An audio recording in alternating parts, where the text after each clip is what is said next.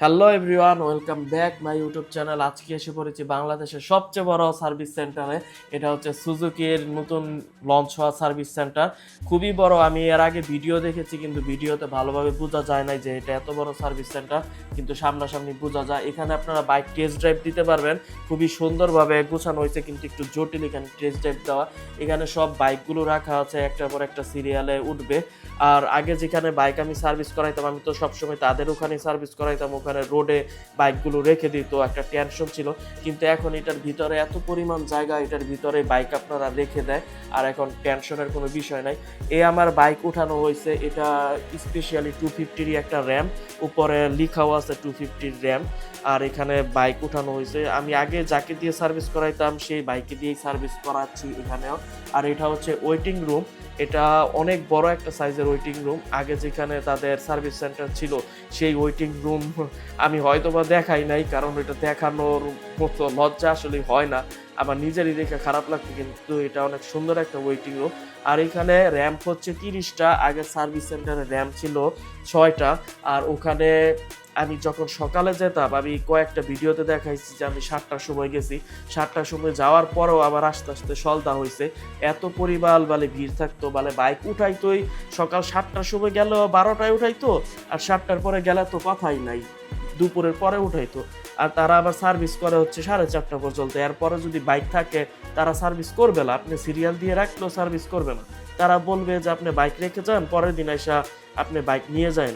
কিন্তু এটা তো আসলে সমাধান হয় না। কিন্তু এখানে 30টা র্যাম রাখা আছে। আমি বাইক আমার নিজেই বিশ্বাস করতে পারি নাই। আমি আগে এত বাইক চালাইছি, কখনোই কোনো সার্ভিস সেন্টারে আমি এত তাড়াতাড়ি পাই নাই। অফিসিয়াল আনঅফিসিয়াল বাইরেও যে সার্ভিস করাইছি। এখানে বাইক আনার পরে 7 মিনিট পরে আমার বাইক উঠানো হয়েছে। আর আমি আসছি হচ্ছে 11:30টার সময়। আসার পরে 7 মিনিটে বাইক উঠানো হয়েছে। আর একটা 250 সার্ভিস করানো হচ্ছিল।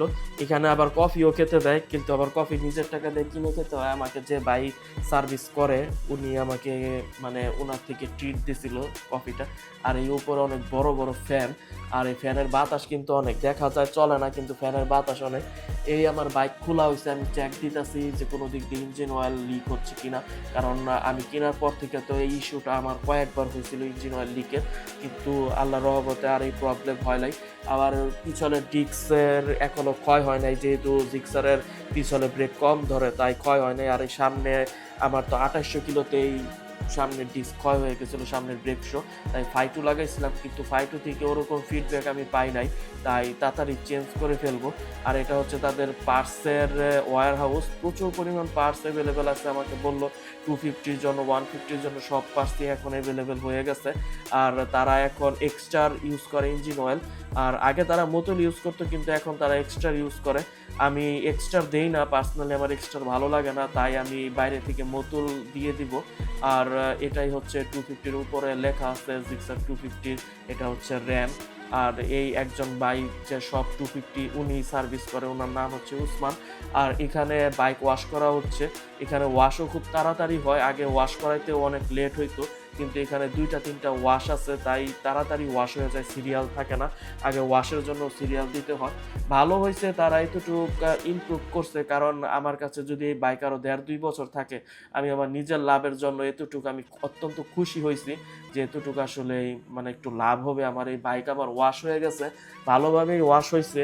আগের থেকে আমার মনে হইতেছে একটু ভালোভাবেই ওয়াশ হয়েছে, কারণ আগে একটা ছোট্ট 5 ফিট বাই 5 ফিট একটা রুমের মধ্যে তারা ওয়াশ করতে, একটা বাইকই শুধু ওখানে জায়গা নিত, কিন্তু এই সাইডটা অনেক বড় ছিল।